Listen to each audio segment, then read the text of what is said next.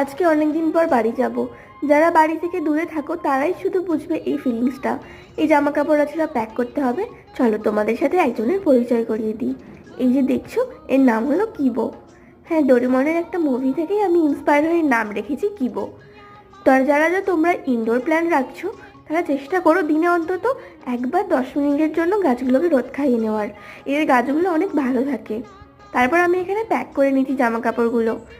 আমাদের যেখানে আমরা এখন রয়েছি সেখানে কিন্তু সেরকম ঠান্ডা পড়েনি, কিন্তু আমাদের বাড়ি একটু গ্রামে, তাই সেখানে কিন্তু ভালোই ঠান্ডা পড়ে গেছে।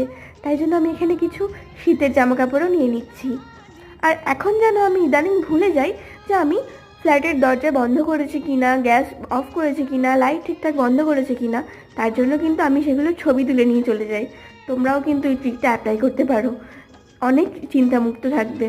তারপর চলে এলাম আমাদের গ্রামেই রেস্টুরেন্টটা রয়েছে, ঠিক করে